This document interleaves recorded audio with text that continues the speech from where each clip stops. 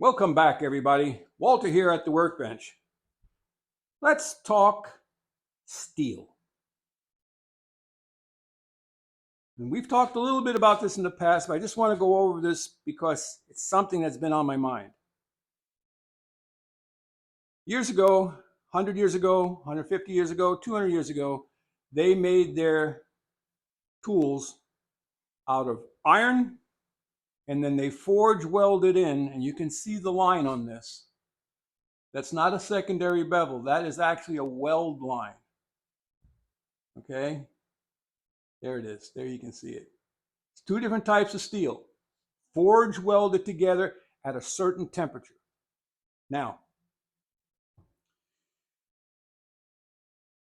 hardened, or how should I say this?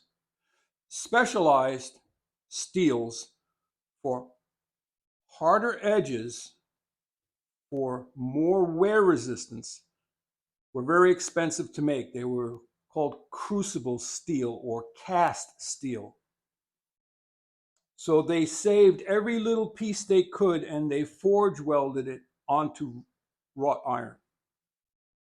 And they did that right up into, wartime, 80 years ago.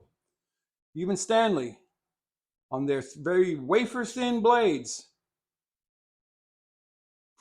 they laid a piece of hard steel on top of the more mild steel, and they forge welded them, laminated them together.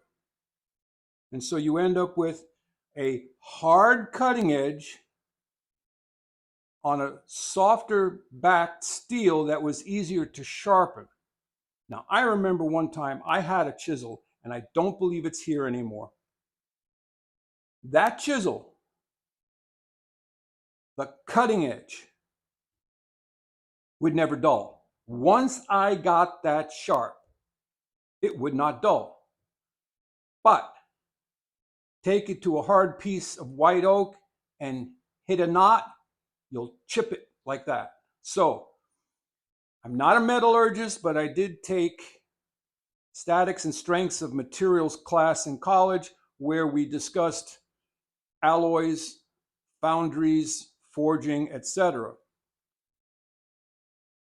So I know enough about the process, but it makes me wonder why today, this is a brand new blade. I bought this, and I'm going to try to get it to a machinist to grind it down a little bit thinner. But you've got about 2 inches of what I call the business end. And all the plane blades are the same. There's about 2 inches of business end. So why use expensive steel for all of this? So I got to thinking. It's about numbers. And it began with Stanley and its contemporaries. My thinking, and I could be wrong, is it had to do with skilled labor, and probably prior to World War I, and then maybe after World War I it was okay, but then when World War II hit, they were losing their skilled labor to the wars. And so when Johnny came marching back home in 1945, we entered into the baby boom, and they needed more and more tools faster until mechanization kicked in and power tools took over. So what I'm thinking up here in the thinking zone is it's all about the skill level of the labor. You can take any employee and you can teach them how to operate a machine, and they'll operate that machine. When it comes to heat treating,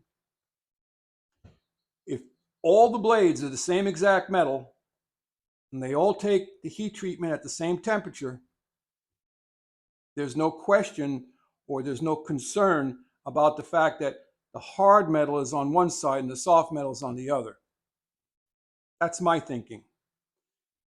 It's all about numbers. Today, it's no different. Why would Clifton, Lie-Nielsen, Veritas, why would they not want to save money on material by doing a laminated construction? By making blades all of A1, O1, powder metal, okay? Look at the Lake Erie Tool Works.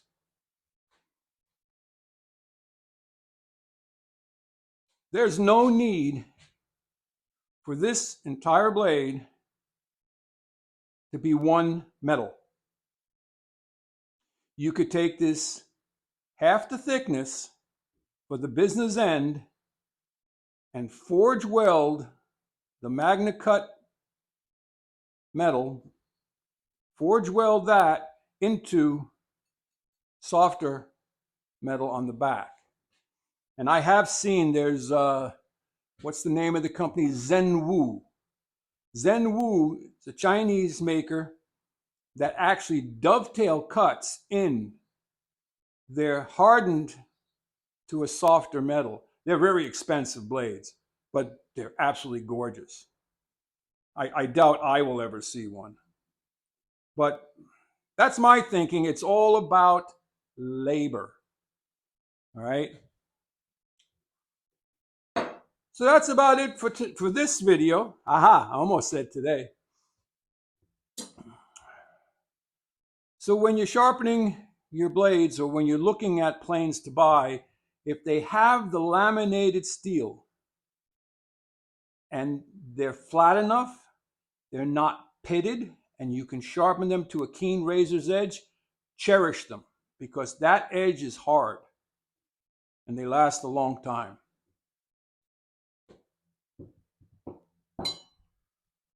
Head out to your shop. Go see what you got. Walter out.